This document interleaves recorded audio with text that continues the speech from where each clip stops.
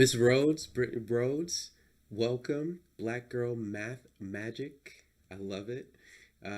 Welcome to the School of Impact. Today, we have the honor of interviewing a social entrepreneur, educator, and also math tutor. So let's get started with just the background. How did you even think about getting involved in social entrepreneurship or starting your own business? Like what brought you to this? Well, it started with a love for math. And of course, before I really dig into it, thank you so much for having me today. Excited to be here. It started with the love for math ever since I was a kid. Like, I just don't have a memory of not ever enjoying math. And it was always my favorite subject in school. And when I got to college, initially I was interested in being an engineering major, but I quickly switched. So I switched over. I started out as like a dual degree major where I was going to do computer science degree. And then at my college, which I went to Spelman College, so my computer science degree there. And then I was going to go to Georgia Tech and do a computer engineering degree and then graduate with two bachelor's degrees, which sounded great. But coding was not like the sexy thing like it is now. It was not the it thing to do. And it just really didn't resonate with me. And so I was looking around like, well, what else could I change my major to? And of course, there was math. I'm like, this has always been my favorite subject. And it's so funny because my mom, who's a retired principal, actually suggested I major in math when I was in high school. She was like, you should major in math when you go to college. And I was like, who would do that? Like, who would do such a thing? And then here I am 3 years later eating my words. So I switched over to math, and I didn't really know what I wanted to do, but I knew that whatever I ended up doing, having a strong math background would serve me well, in any career. And Mm-hmm. so it was there at Spelman that I started tutoring mathematics, and I was mostly tutoring other college students, like liberal arts majors who just had to take like one math class and they were done. And Mm-hmm. they, a lot of them just really didn't like math and just couldn't wait to be done. And so that was my introduction to, what we now know as math anxiety. I saw it on full display there, and I was just like, Mm-hmm. okay, this is interesting. So I started to really get a kick out of helping people see that they could do math, showing them that math is not as bad or as difficult, certain problems that they may have thought were really hard are actually not that hard, you just maybe needed a different approach. So I started to really get fulfilled with tutoring. And so I continued to do it after I graduated and through business school and, through all my other life experiences and work experiences. I always had, tutoring on the side alongside whatever my full time job was. So in 2016, I started tutoring at the downtown boxing gym here in Detroit as kind of like the resident math tutor. And very quickly, I learned that my students who came from all over the place in terms of the metro area and different grades, a lot of them had low math confidence and didn't have a strong foundation in basic mathematics. And what do I mean by basic mathematics? I mean like your fractions, your decimals, percentages, negative numbers, like all the things we still use as grown-ups. They Mm-hmm. just were not getting it for one reason or another. Most of them, there's always a few who understand and don't struggle, but many of them, more than I was comfortable with, were struggling. And so I kind of was sitting with that, like, well, what else can I do besides tutoring? Tutoring, of course, you have to be present, it's very one on one. I'm Mm-hmm. like, what can I do where I can really broaden my impact? And I decided on the subscription box because my husband, when we first started dating, he introduced me to subscription boxes like back in 2014 when they were still kind of new Yeah. to most people. Yeah. He was doing like the Hello Fresh and the Blue Apron ones, and I was Okay. like really fascinated. Yeah, like way back when. And so, fast forward a few years later, and I'm like, I think I could do a math based subscription box because nobody is really talking about math. Like everybody's talking about STEM, science, technology, engineering, and mathematics, and Mm-hmm. STEM programs, and STEM camp, and STEM this, and STEM that. But nobody's really digging in on the math in STEM. And the reason why that is so important to call out is because math is the foundation of STEM. Like you can't do any Mm-hmm. other STEM major or pursue any other STEM career without having a strong foundation in basic mathematics. Mm-hmm. I was like, okay, I'm going to do a subscription box, but I didn't really know who exactly my audience was going to be. They recommend when you want to start a subscription box, you niche, then you niche down. So I said, Mm-hmm. okay, I know girls, broadly speaking, just from Mm-hmm. my experience as a tutor, tend to be less confident. Now, of course, Mm-hmm. that doesn't mean that boys don't have confidence issues, but just kind of side by side, a girl will more than likely kind of take it personally when she doesn't get a problem right or think it's Mm-hmm. something wrong with her. I've dealt with tears in tutoring sessions. So I said, I want to focus on girls. And then I looked up the data to kind of back that up and see if that was a fair assumption, Mm-hmm. which it was. And then during my data search or research, I also saw a lot about, the racial implications of math anxiety. Of course, black and brown children being more susceptible to it. So I was like, well, I've mostly worked with black children and girls, and so I said I'm Mm-hmm. gonna do one that where the black girl is the person who can see herself as a math person because we know the world Yeah. doesn't tell her that she is one. Yeah. So never want to shy away from a pun. I had really enjoyed that phrase "black girl magic," and so I Yeah. just was like, "Hey, I'm just gonna do a play on words, and I'm gonna call this black girl magic." Wink, wink. Magic. No, it's So super clever. that's the story. Wait, so take me back just a little further. So, was you were you originally from Detroit? Or born and raised What high school? Renaissance. Oh, okay, okay, okay. So, was your mom also was your mom also a Detroit Renaissance grad? Like, was she big into My math? mom is a Cass grad, So you and you fight a she little was bit? no. Well, I wanted to go to Cass, and she said no. She was like, no, no, no, you're going to Renaissance. And of course, as a principal, you don't get to negotiate with an educator when Mm, it comes to your education. So, yeah, so she went to Cass, but she was a principal in the Detroit charter school system. But she also worked for the Detroit public school system before she became a principal. So, a wealth of knowledge and yeah, absolutely no room for negotiation. yeah. Well, Mama always knows best, right? That's right. You ended up being a That's math right. a math graduate Right. at the end of the day. I think it's Yep. that wisdom that speaks through them. Yeah.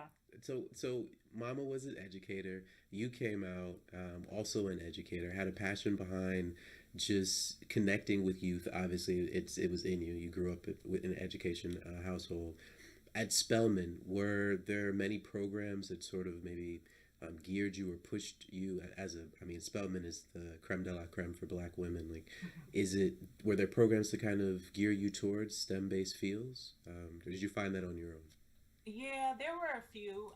Some of my classmates who also majored in STEM, they were in different programs. I wasn't in any of those, but I did Mm-hmm. do a summer program. What was it called? It was the summer before my sophomore year, post freshman summer science program. So we got to take some classes and be on campus during the summertime a little bit, which was nice. Mm-hmm. And then they had like the McNair Scholars Program, and it was a few others. I can't Yeah. remember the names of all of them. But yeah, there were definitely a lot of different programs available. And then research, I did some independent study with, I think he's the department chair now on like the Wow. mathematics of voting. And it was really exciting. So it was a lot of opportunities to do different things. That's important. I mean, so connect that to the leap into entrepreneurship because doing something doesn't always give you the. Sometimes it does, but it doesn't. For me, it didn't. Like I fenced all the way through college, and then I Mm-hmm. started a tutoring company and teaching fencing. Right. For me, I still question myself on whether can I really teach fencing to anyone? Like who's gonna pay to learn fencing from me? At Quiet as Kept, I was the team captain. I'd fenced for four Yeah. years, but still had that doubt in me when I first started. Was that the same for you, or were you just super courageous and knew you could do it? It was actually both. I Hmm. was like, I'm still going to do it, but I also had imposter syndrome because Yeah. I've never taught in a classroom and I'm not a certified teacher. And I'm Hmm. very transparent about that because I think, especially now, it's a great time to talk about like what does it really mean to educate a child? Do you have to Mm. have these credentials to educate a child? And I was just really sensitive to that, especially when I Hmm. started Black Girl Magic, which was in 2018, because I'm the daughter of a retired, like my mom's principal for crying out loud, and Right. was the teacher and has a bachelor's degree in special education, and I hold teachers in such high regard because of that, and I Hmm. was like, well, who am I? Somebody who's not certified, somebody who has never taught in a classroom, say from a couple of substitute teaching gigs, who am I to Hmm. be coming in here like, oh, I'm gonna help, your kids with math, but then I also had to remind myself, you've been tutoring math since you were 17 years old. Yeah. You literally have people have told you this is not stuff you made up yourself. People have told you, my grade came up or my kid's grade came up because of you, or my kid is more confident in math because of you, or one of my students started calling me a bonus teacher. So it's just like all of these. I was like, that's how you do with step parents, Yeah. like bonus mom, bonus dad. I was like, oh, that's kind of clever because it still absolutely acknowledges that you have a teacher, but then there's other folks in the village who can support you. So Yeah. even though I had that in the back of my mind, I had my results to back it up, like Yeah. to say, hey, you can do this. You're not just pulling stuff out of the sky. Like you've been doing this. At that point, it had been, almost 16 years that I had been tutoring math and working with children. So, Yeah. yeah, I definitely understand where you're coming from, and it was just a matter of like, well, I'm just gonna do more research, just do more research, and just get armed with so much research that I and my own experience that I feel prepared to do this. I think that's an important point in just the entrepreneurial journey. Many of us, especially those of us from underrepresented backgrounds, especially women of color, we might not have grown up in a household where we can see entrepreneurship around us, or it's spoken at the dinner table. And I think it's important to let people know that there's a little bit of trepidation in everyone, right? Call it imposter Yeah. syndrome, call it nerves, but Mm-hmm. what you did to shore that gap was you went out and you educated yourself. You went out and you did your Mm-hmm. research. You maybe found one or two mentors. As you said, your husband had introduced you to the subscription box, and you could see a model of what subscription boxes look like.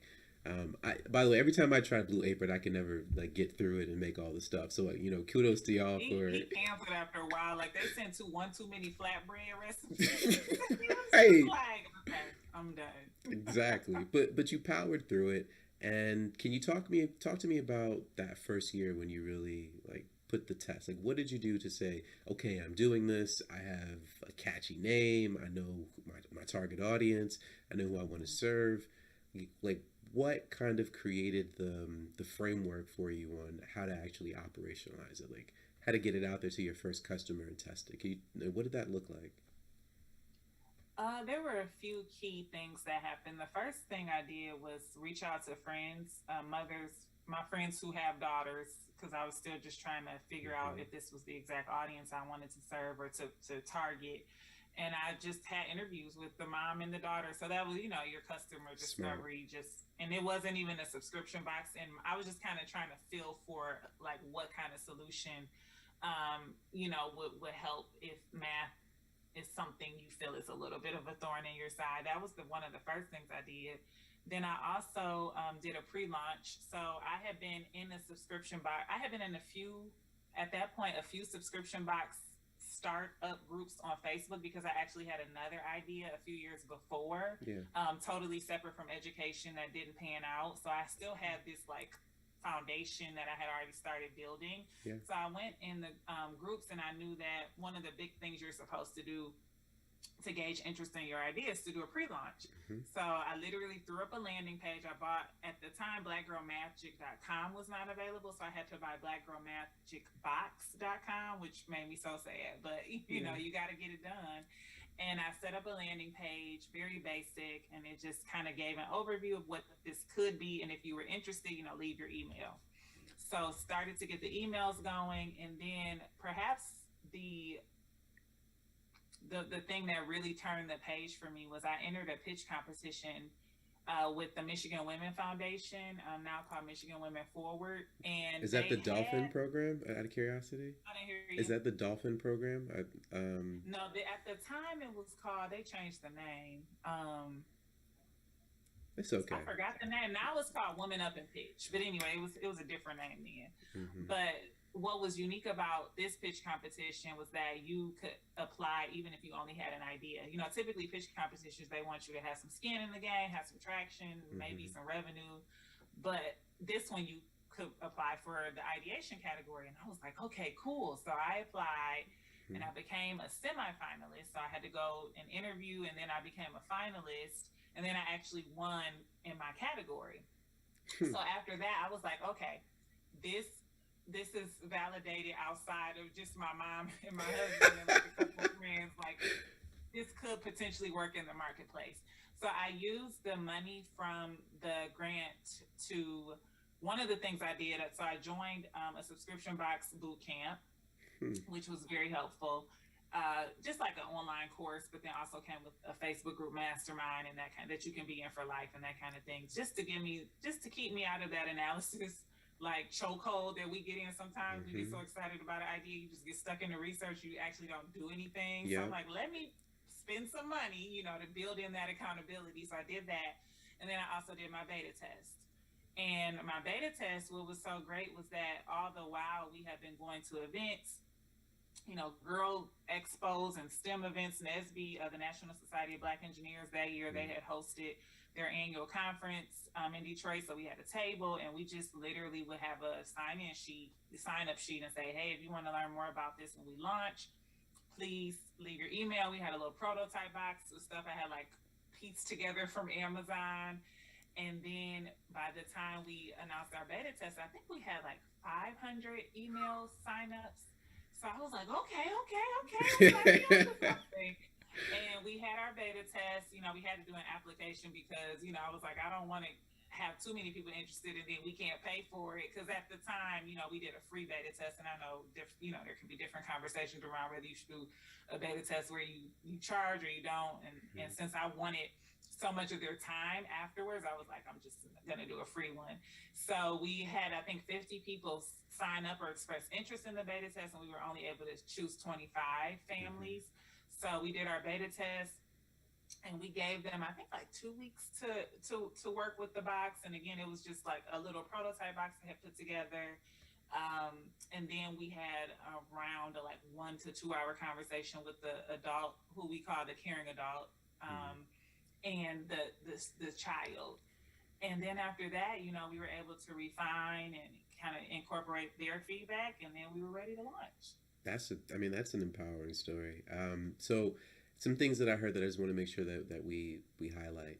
So there was an iterative process. You didn't just go out, get it done in the first 2 months, have 500 customers. You had a process of interviewing your ideal customer. You had a process of even finding some support, or I say coaching, but finding some accountability that got you outside, talking to your first customers, aligned with other people around you who are also going through similar experiences. You continue to educate yourself about the process. And I think that's so critical for not only just, I'd say all of entrepreneurship, but that's critical in the early stages as you're developing new processes. So can I ask the difference between the traditional businesses, and by the way, I've had some failures that had nothing to do with social entrepreneurship as well. And those, well, I won't call them micro failures, right? Those early prototypes and tests. I'm always doing a prototype, right? But those early prototypes give me the confidence, it gives me the experience, even when I they don't always pan out, right? Can you talk about how you started to think about impact, right? Like let's just answer the question, right? This is the School of Impact. Like, what is it to you? Like what is impact, social impact to you, and how do you kind of align it to your work, right? Like I think it's powerful you're working with women of color, especially young girls. But I'm not you. Why did you pick this particular space to make an impact? Yeah, so are you familiar with the curb cut effect? I'm not. Please. So the curb cut effect, it's a term coined by a lady named, I always get, she has a hyphenated last name, so I may mess this up. It's either Angela Glover Blackwell or Angela Blackwell Glover. Oh, from Policy Link. It is. It's one of those. And it was popularized through the Stanford Social Innovation Review. And basically it talks about the creation of curb cuts, which, fun fact, I didn't know this, the first curb cut in the United States was in Kalamazoo, Michigan. And we, present day curb cuts are just kind of these ubiquitous things, right? Like we just, we see them, they're there. You see them all over. You probably barely notice them. But the history behind curb cuts is that they were created for people in wheelchairs. And it was it's a fun story to actually read about. It's pretty fascinating. But the folks who at the time, and I believe this was in the 70s, but I could be wrong. we're frustrated with there being no easy way to go from the curb to the street. If you're in a wheelchair, that could be dangerous. And so these curb cuts were created. And guess who else did? Well, let me rephrase that. Who? So, were people in wheelchairs the only ones who benefited from curb cuts? No. Who else benefited from curb cuts? People pushing babies in strollers benefited from curb cuts. People going to the airport and rolling their suitcase benefited from curb cuts. Skateboarders, rollerbladers, all of these different types of folks benefited from curb cuts. And so basically what the curb cut effect posits is that when we create and when we solve for those who are considered the least of us, everybody wins. It's powerful. It's so powerful. It's and powerful. It's like fascinating. You want to take her? Okay, hold on. We got to take my coworker off of her feeding machine. No worries. Can we get a hello from you? Like, yeah. Hey, cutie. Say hi, Mr. Bobby. Hi. Look at those eyes. She'll be up in 5 seconds. Like, why are you bothering me? Like, ooh, now I can sit up. Hey, I appreciate I was, like, hunched over. I'm like, oh my goodness. Okay, so the curve cut effect really resonated with me. I had attended a conference, Stanford Social Innovation Review Conference, like a year or two before I started BGM, and I was like, oh my gosh, that's so cool. And when I started doing this work, I did start to get a little bit of pushback, mostly from white people about like, why do you have to put Black in the name, and why does it have to be about race, and why this, why that? Is this only for Black girls? All these questions. Yeah. And so I really tried to play it, especially at the beginning when I was building awareness and I was doing a lot of posting on Instagram. Mm-hmm. I talked specifically about the curb cut effect, and it's like, it's not saying that, oh, nobody else can benefit from this. It's saying that we're creating for those who are considered the least of us. We know Black children in their math experiences, they don't have access, generally speaking, especially in urban settings, to even like AP calculus or like algebra classes. There's studies on that. And then we know girls struggle with their math confidence, and that leads to a host of other issues. One main one being closing the door on a lot of potentially fulfilling, both personally and financially careers. So I started kind of like talking about the curb cut effect a lot, just to say, hey, yes, curb cuts were made, were designed for people, or the person that was in mind was a person in a wheelchair, but look at all these other audiences who benefited from it. Right. And so it showed up in Black Girl Magic, especially in 2020, after everything happened with George Floyd and COVID, with us being an education-based entity, we got white customers. We even had a non-binary customer who doesn't have any children. We have adults who just subscribe because they think it's cool, or they're math enthusiasts or math instructors or whatever the case may be. We have people, teachers who are not Black, who subscribe and use it to supplement and complement, their lesson plans and what they're teaching their students.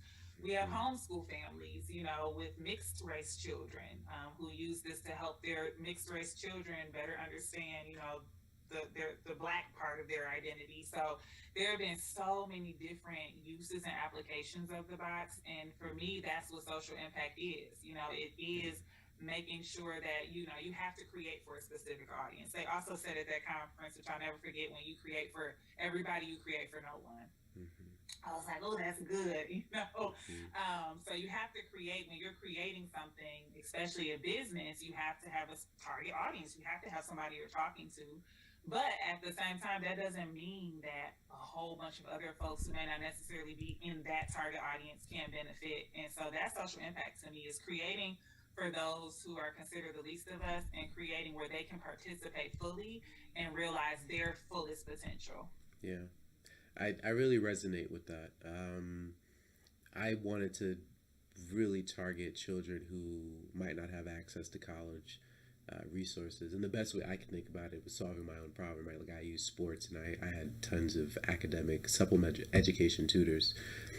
So walk me through that. So you went to the conference. Did you hear about like the term social entrepreneurship? Was that even a thing in your repertoire at the time? Or did you kind of fall into it after you had already thought about your business? I kind of fell into it. So they may have addressed it at the conference. I don't remember exactly, but I remember learning more about it when I worked at Focus Hope back Okay. in 2000, between 2012 and 2014. And one of my tasks while I was there was managing the entrepreneurship program that we ran for just like your local resident, like your basement hairdresser or your door-to-door mechanic. Just Hmm. giving them tools to become more equipped to be entrepreneurs. And that was kind of where I learned more about the concept of social entrepreneurship. I probably learned about it in business school too. I don't remember if it was really a term back then. It probably was, but it really came into fruition once I started Black Girl Magic and I had my mission and my vision somewhat sketched out. I'm like, okay, this is a social enterprise. Let's do it. Okay, no, that's fantastic, and I think that speaks to the growth of the sector. Many entrepreneurs really don't identify. They think it's just a framing they can add on. But so it's interesting that you heard about it. Where'd you go to business school? Carnegie Mellon. Okay, okay, well, yeah. I think typically you'll hear about it at some of the better business schools around the country, but on the community level, I think it's still it's not as ubiquitous. So it's growing, and I think it's becoming a term.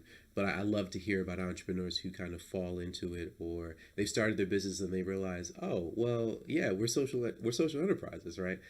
Have Yeah. have you been able to identify if you even need investment? That's it's not for everyone, and not every business needs it. But Hmm. has it made it easier for you to have those conversations with would-be impact investors or people who or foundations who are looking for a program like yours for their portfolio?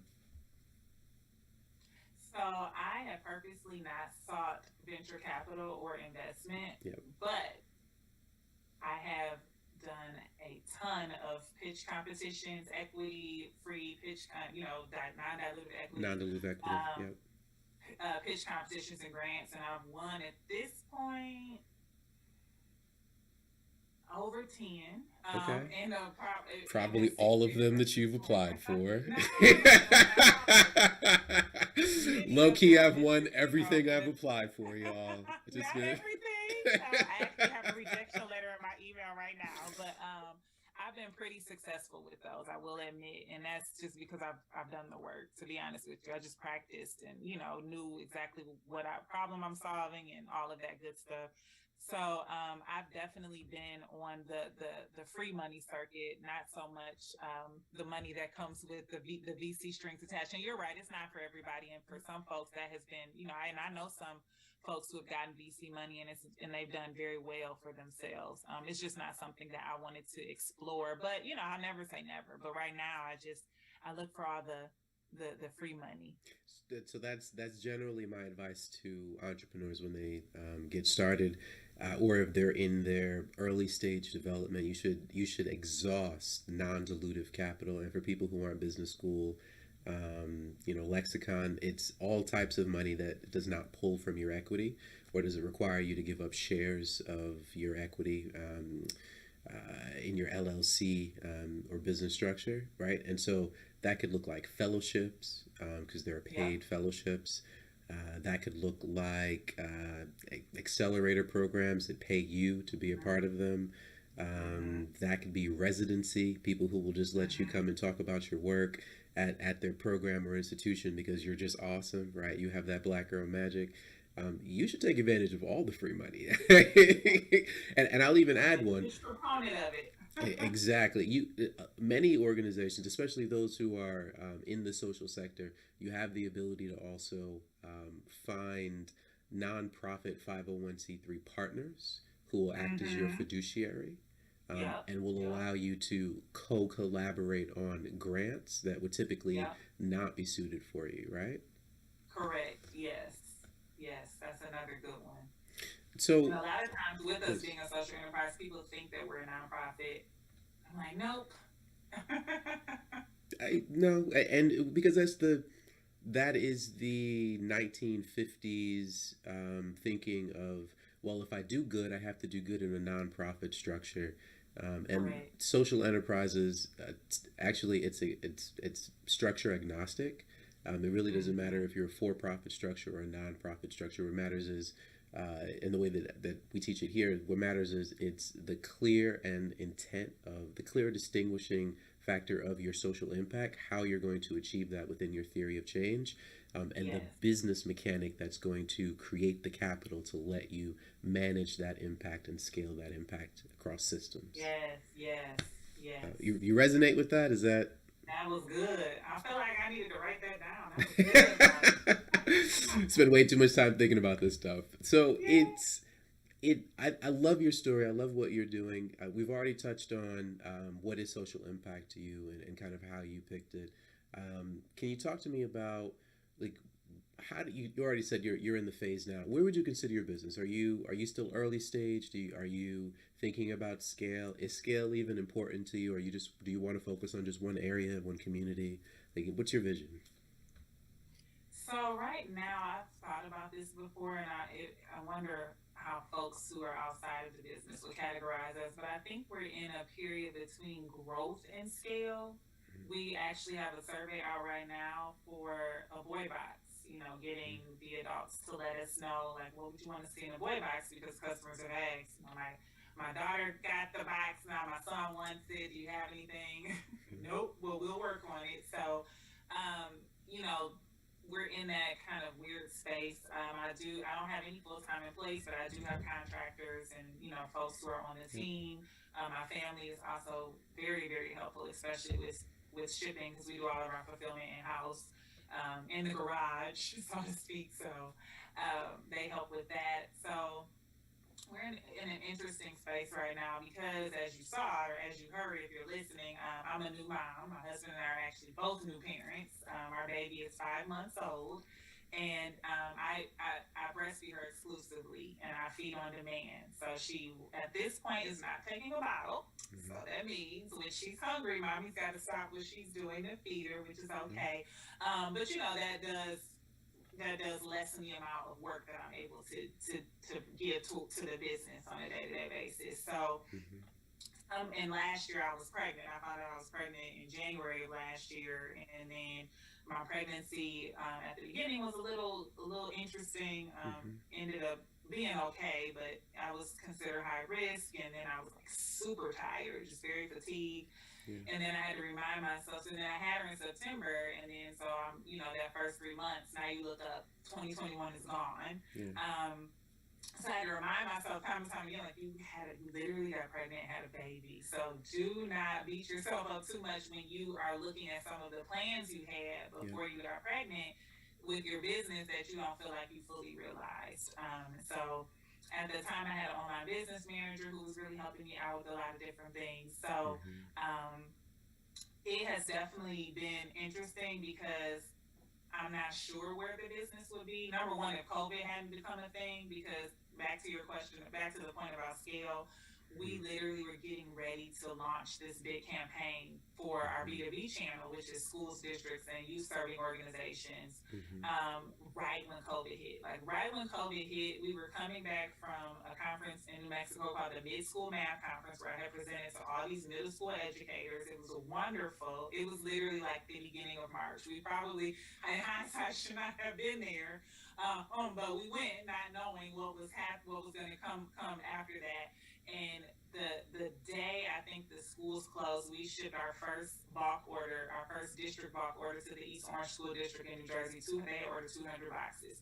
Yeah. So we were like, oh man, can you imagine if we had 10 of these every month or 20 of these every month? Or, and it wasn't even a subscription because we do one-time boxes as well. Any box that has been on the subscription plan in the past, if we have any leftover inventory, it just becomes its own standalone product in our shop. So we were getting ready to go for it. My mom's a retired principal. Like we were getting ready, and then COVID was like, "No, you're not." Oops, slow roll.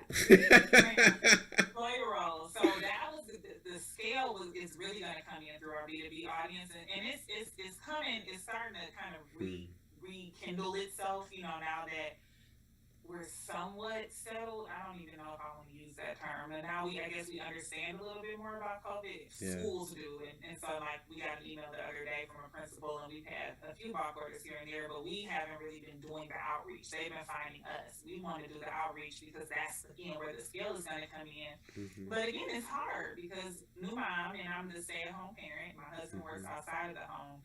I work in the home, so by default, I'm the stay-at-home parent. My mother is very helpful. She's here most days, as you probably heard her come in, to get the baby Yeah. from feeding. But this is all like real stuff, right? Like Yeah. this is behind the glitz and the glamour, and all the accolades and Yeah. the fancy news articles, and all of that. It's like this is the day to day. So it's been hard for me to really figure out when skill can happen, or what that even looks like. I mean, I Yeah. have a vision of what it looks like, but just how the steps to get there Mm-hmm. as I'm trying to settle into new parenthood, and then also still doing that in a pandemic, has been difficult. So Yeah. that was a very long answer to your question, but But a I great think it's answer. important just to talk about that, because that's those are real things that you have to take into account when you start a business. Mm-hmm. And things can happen in unforeseen circumstances, and you just have to adapt. Mm-hmm. I think that's one. Just congratulations, and Thank I hope God you. continues to bless you and your family, and just great Thank health. you. I received that. Me too. Yeah, and Thank so you. it, I think you're speaking to challenges that many women might not often think about or often have to deal with as they're in the startup phase. And I think that's important. Just being able to deal with, I mean, you have your plan and it's here and it looks nice, but then, your plan when it hits reality and the reality of your current situation and the other plans that you have for life, you can't beat yourself up. I mean, one of the Yeah. first things I tell just people that I coach is, your business might do great this week, and you feel amazing. If you drop below the line of where you want to be next week, you shouldn't let that be a direct effect of who you are and your self esteem. For sure. You need to separate the two, and that's hard, especially for social enterprises. That's hard for social entrepreneurs because I mean, this is my community. These are my kids, and there's a very strong connection, but it's healthy to separate the progress of the business from who you are interpersonally. Correct. Because your wins personally are amazing. You brought life into the world. So I mean, how much more of a win do you want for the Yeah. year, right? I want to touch back on the scale piece of that. It's interesting as you start to think about the different ways that you could scale. I find it interesting that you're open to going for the the gender difference. You're open to going for the boys. I would imagine maybe even asking you, well, why not just keep the gender focus? One, because of obvious, who you are and your new daughter, but two, because I think why not see if there are people who need science or other STEM related for female directed boxes. You know what I mean? As you start to carve out that target niche, and as there starts to be more funding available for explicitly female founders and programs like that. Just as you think about it, and I love the business, the B2B aspect of what you're doing, because I went to school in East Orange, New Jersey. My brothers graduated from East Orange High School. Oh, cool. Yeah, yeah, Jersey all day, Jersey all day. I say Detroit made me, but I was, Detroit, Kingston birthed me. The East Orange, New Jersey raised me, and then I became a man in Detroit. So it's one of those funny things as I start to connect the dots in my experiences. But I love the fact that you're getting outside of your direct area. You're using conferences to connect with people, to do that direct B2B sale to decision makers at conferences. I'm going to make sure people picked up on that. Not just the direct emails, but you're actually getting out and talking about your business, and that's super solid. Have you thought about homeschool, connecting to people who are teaching at homeschool? Yeah, we have a few homeschool parents who subscribe for their children, and again, that was them finding us, not us finding them. So we want to do more of like finding them. Is that like connecting with a Hmm. homeschool group or Yeah. agency? I don't know. We even had, which was so interesting, and again, just a testament for anybody listening to how your business can take on a really exciting form that you never thought about. We even have and had we would get purchase orders from homeschool co-ops in California. And I don't know if this is a thing in other states, but we're getting a lot of them from California. And basically, I think the way that it works, to simplify it, because I don't know all the inner workings, is that the parents can tell the school, hey, the co-op, however the co-op is set up, like, hey, we want to use some of our funds to get this pool of money for educational experiences, and we want to use some of that for a Black Girl Magic subscription, or we want to get a box, or we want to do like a 3-month or 6-month or 12-month subscription, which is another piece too. We started off just doing monthly, just month to month, but now we have it where you can do 3 months at a time, 6 months at a time, or 1 year at a time. And so we were getting these from these homeschool audiences, and I'm like, what? Like, I've never even heard of this. That's really cool. So we've seen that. And then we also have done, we were doing workshops. That was another piece too of the business. COVID, of course, kind of messed that up, but I've done some virtual workshops too. But we were doing workshops. We had done, before COVID, we had done 2 with the Michigan Science Center. They have a STEManista role model program for girls between 4th and 8th grade. So we've done a couple of math confidence workshops with them, and then a couple of other nonprofits. And that was another area that we were really looking to develop, because we could not only ship to your school, we can also come to your school and do a workshop with your kids on some fun, like real world applicable math that they already see and they may not realize it's math. So we have that, and then we also 2 years ago at this point rolled out a kindergarten through 2nd grade bundle, because our box, the Black Girl Magic box, is focused on the math that is introduced between 3rd and 8th grade, because through research and through my own experiences, I've seen that's typically when girls check out of math. That's typically when they're like, oh, I'm not a math person. It's between 3rd and 8th grade. But we were getting inquiries from the younger folks, like the folks of the younger babies, like, do you have anything for my 4-year-old, my 3-year-old? And we didn't. Wow. So we made it's just a one-time bundle. It's not a subscription. So we were just looking at how can we continue to capture these different audiences with all of these, all under the umbrella of education, but like you said, homeschool, B2B, B2C, teachers who purchase through their schools, or teachers who purchase for themselves and use it in their classroom. So there's all these different audiences with different profiles, but of course, like the same end goal. So it is still like that question of how do we reach them most effectively? And what works for you and works for your time. And I'm just throwing ideas, by the way. I'm not suggesting I know your business or... No, I love ideas. That's probably why you're successful. Look, so another idea you might think about but might not want to go down is teaching your methodology of engagement in math. As you know, because you're an educator, how the level of engagement and the type of methodology used to introduce the subject often plays a greater role than actually what you're teaching, right? It's not exactly how engaging are you getting the students involved. So those I believe, because I believe everything can be taught, right?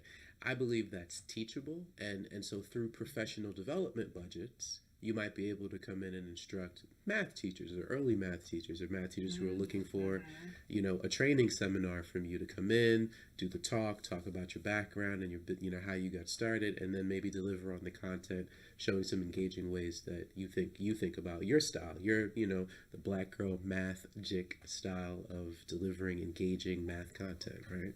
You just made me think of something. So we just got a year-long subscription from the School of Education at Wayne State. How much it pay you guys? And they... My alma mater, just gonna put it out there.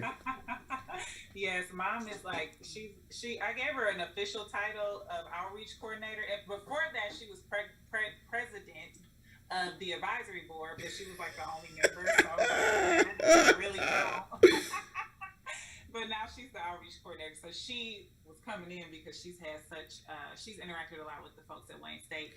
But they just ordered a year-long subscription for their pre-service teachers. So like the college students who are getting ready to become educators, who have their own math anxiety. And we actually featured a mathematician. So we feature a different mathematician in the box every month, a woman mathematician. And one of the women we featured is a professor in Connecticut, and she teaches teachers how to teach before they start teaching and help them unpack their own math anxiety so they don't pass it along to the kids, which of course is a thing, unfortunately. Mm-hmm. So Wayne State was like, hey, we want to make sure our teachers are prepared to teach math and that, they don't pass along any math phobic energy to these kids they're going to be teaching. So we Mm-hmm. would love to get a subscription. Is this something you think could work? And we were like, absolutely. And here's how it can work. And then they were like, hey, can you come and talk to our students? Can you share? Absolutely. So I think we have 2 engagements coming up with them, around talking to their students, again, college students, about how to engage, how to make math exciting, how to make it fun, and just some things they can do to work through their own math anxiety, because a lot of us have to unpack that before we can teach others. I think that's critical. I know. So I pledged Alpha Phi Alpha at Wayne, right? And many of, I mean, people on my line, I think 3 on my line were a part of Math Corps from Wayne State. Math Corps, yes, yes. Who've been doing this for decades, helping young Black people, especially at Wayne, in the community, think about math, get through math. So just shout out Math Corps, shout out the other math teachers out there. Yeah, shout out Math Corps. You know, we used Math Corps, the boxing gym where I was tutoring. Okay. We used it. Yeah, we had a few instructors, and I learned some stuff in those Math Corps classes. Just some different ways to do it. You're just never too old to learn. Some different ways to, like, I forget the exact mechanism, but one day one of the Math Corps teachers came in doing a different way to subtract, and my mind was blown. I was like, oh my gosh, I had to write it down. I was like, that's so cool. Okay. No, I think that's incredible. Yeah. So with this last segment, so how are you thinking about duplicating? Well, obviously you're getting this year under your belt as a mother, you're getting this year, balancing your energy, but in a perfect world where you're ready to think about maybe adding a team or building out teams, and just so we can caveat this, I generally start all of my businesses the same way. I prototype them by myself. I'm not going to hire people full time in my first year. I generally work with contractors up and until we're coasting around a couple $100,000, and I can legitimately afford to pay people, right? For sure. I think that is you'd be surprised the statement everyone makes is, oh, team. Yeah, but the team could be volunteers, the team could be contractors, Absolutely. the team could be advisors. Can you talk about just your experience and how you think about teams and how you're thinking about developing your team as this progresses? Yes, that's a great question. And yes, we are basically team contractors right now. I'm the only full-time Mm-hmm. employee. So for me, because I've come from situations where I haven't felt valued as a team member, I'm so Mm-hmm. sensitive to that. And I just was like, I cannot pay a full-time person right now to do anything, to be completely frank. And so I was like, what else can I do? And of course, you can have contractors, and that Mm-hmm. can be a part of your team. So as I mentioned earlier, I had an online business manager. I started off with some virtual assistants at first, and they were great, Okay. helping me kind of offload some of the things that were on my plate that were keeping me from the more revenue generating activities. Mm-hmm. Um, and then I brought on an online business manager in 2020, and she actually just left me. I'm so sad. She is taking a break from online business management in general. So she offloaded all of her clients. So definitely miss her. She was so great. But she helped me, get standard operating procedures in place. She had me doing like Loom videos of how to do different tasks so that anyone can do them. And then she helped me build out my team in terms of, again, just all the stuff that I was doing. Because of course, when you first start a business, more than likely, especially if you're a solo founder, like, you're doing everything. So with the box, it's so much value we try to put in the box every month. And I was doing all of that, when I first ideated, like, okay, what can we put in a box that would get a kid excited about math? I'm like, okay, we have to have stories about people doing math who are women, who look like them, who they can see themselves like, okay, she can do it, I can do it too. But it was like not enough for me to just cobble stories together from the internet. I'm like, oh no, I'm going to interview these women exclusively for this box. So now now it's journalism, right? You're interviewing, you're scribing, Mm-hmm. you're writing a bio. So that's one piece of it. Then it's like, okay, I think we also need some tangible stuff in here, because kids often don't like math because it doesn't feel concrete. It feels very abstract. It doesn't feel like something they can see and touch. Okay, let's do manipulatives. Oh, let's make them screen free because kids in society today have too much screen time. So now that's product sourcing and product development. And I was also doing that. Then I was like, what else do kids like? Oh, kids love stickers. Oh my goodness. I'm going to work with a local artist. The artist, his name is Philip Simpson. He's wonderful. I don't know if you know him, Bobby, but Mm-mm. he actually drew Maya, who's our character girl. Let's do a sticker sheet every month. So now I have to come up with ideas, to tell him what to draw, and so that we can turn them into stickers. So it's all this ideation. Then it's like, what else? Confidence is such a big issue for girls. Let's harness the power of positive self-talk and do affirmations, but not like just any affirmation. We're gonna do Mm-hmm. math affirmations. So now, and I create those. My family Super will help me smart. sometimes every single month. Then it was Super like, okay, smart. we also know that adults, especially women who are the primary buyers of this box, struggle with math anxiety. Many of them have carried it into their adulthood, and guess what? They're passing it to their kids, especially their girls who internalize math anxious language more than boys do, studies have shown. So let's put something in there to help the adult feel supported, so that Mm-hmm. they feel like they can participate and that this could actually be a bonding activity. So we have a caring adult guide. So we have all this stuff every single month, and for a very long time, I was doing all of it, and then I got graphic design done, and I used the graphic design from the professional graphic designer to design Mm-hmm. the boxes, which you can see behind you. Um, and my business manager came on, she was like, "You're doing too much. We have to offload some of this." So now we have a math content writer. So that's the person. Oh, I forgot to mention. Oh my gosh, it's literally the meat and potatoes of the box. A math activity booklet. So actual Mm-hmm. real world math that you're doing every month based on the woman mathematician's contribution to the world. So, Mm-hmm. we had a mathematician one year or one month who studies the mathematics of hurricanes. And she's a professor at Emory. So we did a whole like weather box.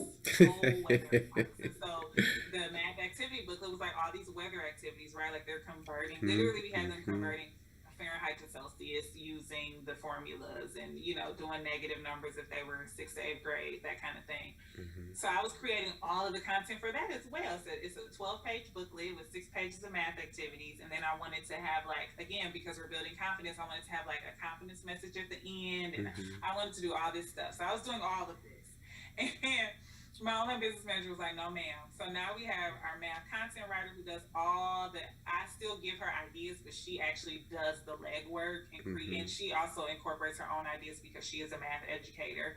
Um, we had a content writer who was actually I had handed over the interviewing and reaching out to the mathematician and putting the mathematician's interview together to her, Mm-hmm. but she recently stepped down. So that position, I actually be having to fill that again soon. I have a marketing and kind of an executive assistant who helps me with a lot of the admin, especially like around updating the website and Mm-hmm. adding, keeping things with social media kind of current. So Yeah. she helps with that. And then we have a tech VA because we use WooCommerce and WordPress. And Mm-hmm. sometimes, especially if you don't know what you're doing Yep. with that platform, you might mess something up. So we have a tech VA who is really well versed in WooCommerce and WordPress, and we reach out to him on an as needed basis. Um, so that's the team right now. And then I'm trying to think, Yeah. did I miss anybody? I always have to shout out my family because we still have to ship a product every single month, Right. every month, and sometimes more than once a month. We batch ship our subscriptions, Mm-hmm. but we get orders, kind of one-off orders here and there throughout the month. And so my mother and my husband, especially when I was pregnant and just literally had no energy, they were literally folding the boxes, packing the boxes. All I had to do was make sure the things were ordered, the items were ordered. And then we've had like my niece help sometimes, and one of my students helped for a little while with that. So yeah, it's definitely a team effort. And when I look back at Mm-hmm. it, I'm like, how was I doing all of that? But I guess when you get so excited and you like know that what you're doing can really help change somebody's life, it doesn't really feel like you're Work. doing too much. Yeah. No, well, that and you're talented. So when you're really Thank talented, you don't even realize that those of us who have to work really hard at it, Oh no, that you better sounds not. a lot. I work. It's so much work. So I know it is. So here's my question for you. So, how do you envision the company? So where if you don't mind and share what numbers you're comfortable with, how would you define where you are now? You could do so in revenue, or you could do so in boxes per month, um, out the door. Like, where are you now, and then where would you like to be? All things being perfect, you have the energy, the time, you have a good handle on, motherhood, things like that. Like, where would you like to be in another 2 years? Do you see this scaling to 10? I don't even know, like I said, I don't know where you are now, but 10,000 boxes per month. Like what does that look like for you?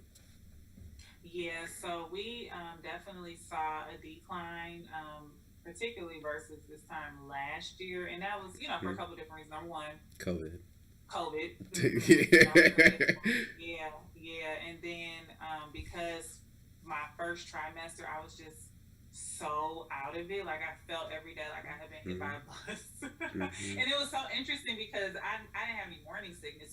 Typically you think of morning sickness just, and it, of course not always morning when you have the sickness, being very Hmm. debilitating. But for me, it was like no appetite and no energy. Hmm. So I knew that that was going to have an adverse impact on the business, and it Hmm. did. And so we're still playing catch up with that. And it's interesting. Just kind of as a sidebar, it's so weird, like talking about pregnancy in that way because our baby was, she was planned. It wasn't like, oops, here we Hmm. go.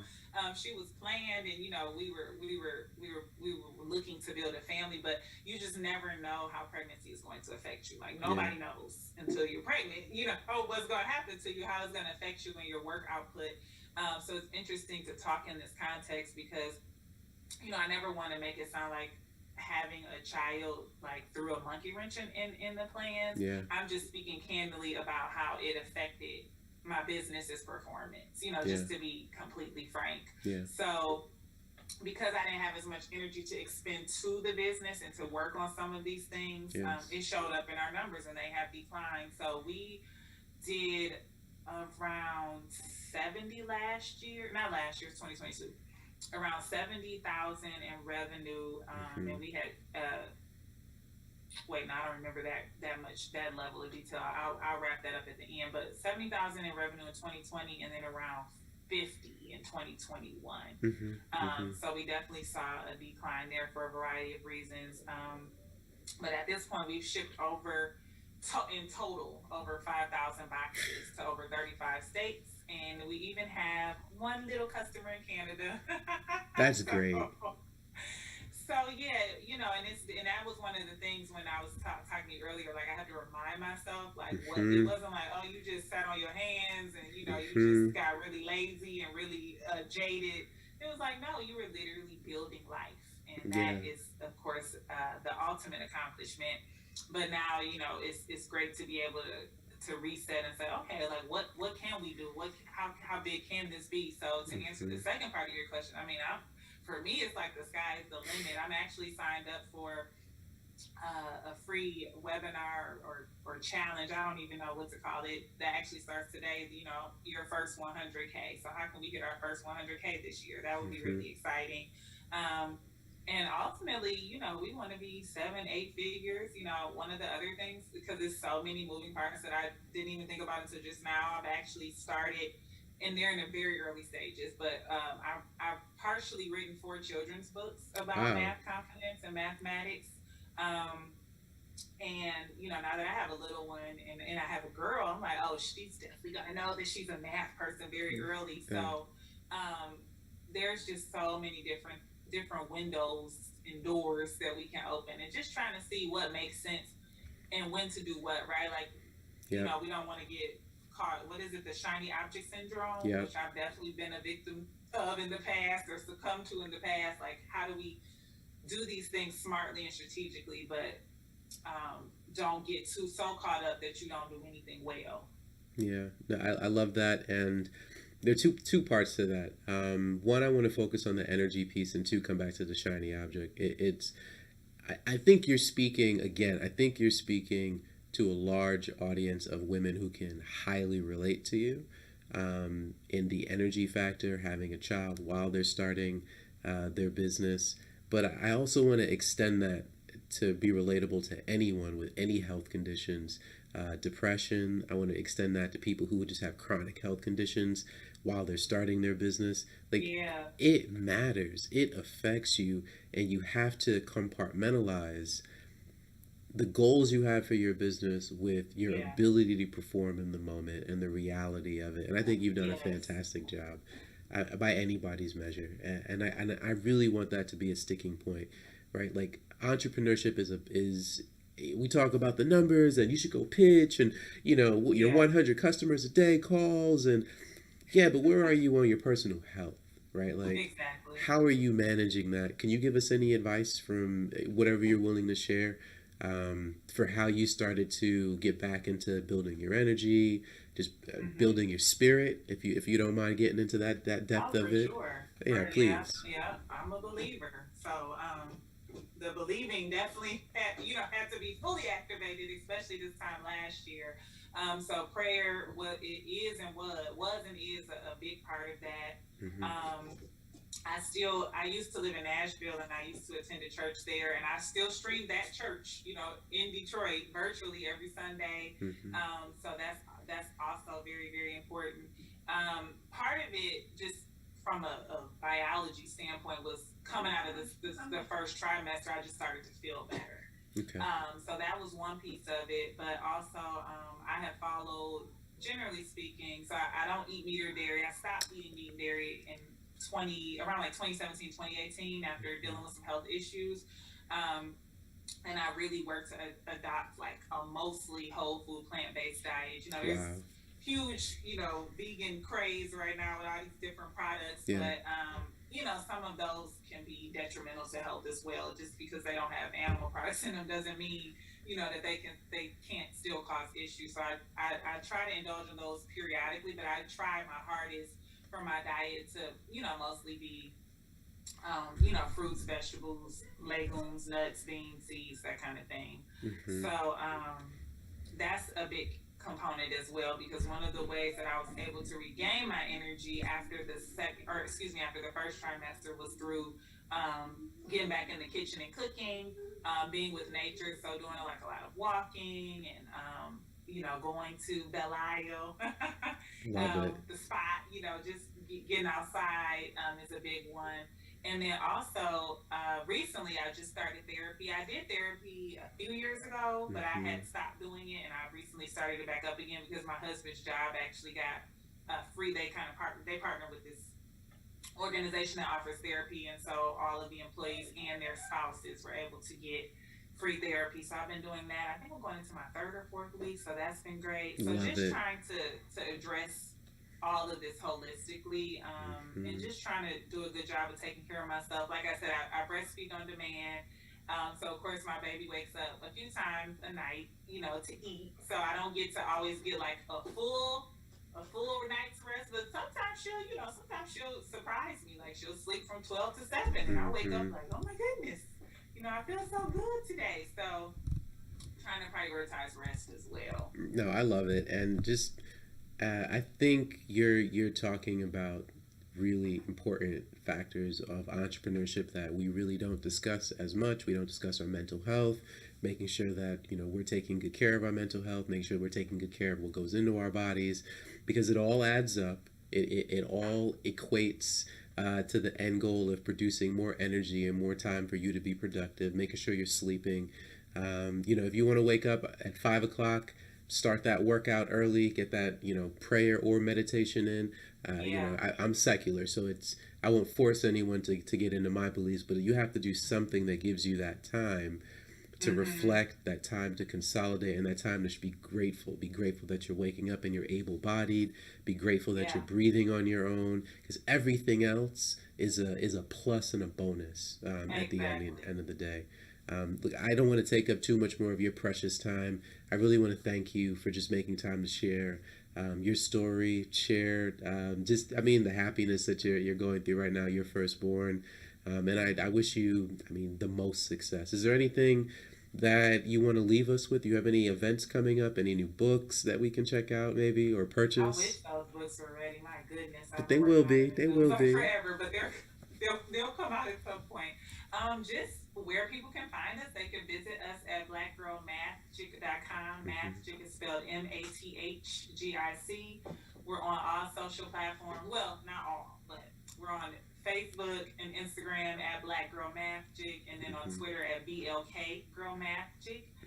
We do have a YouTube page, but it definitely needs a little love. But you can see some of our past unboxing videos there, some really old ones. And yeah, just check us out, follow along, join our journey, get a box if you want to see, what we're about, and just help us help our children know that they have what it takes to perform math at a high level. I love it. I love it. Thank you so much for your time, Ms. Rhodes. I really appreciate it. Thank you, Bobby. Have a good one. You as well.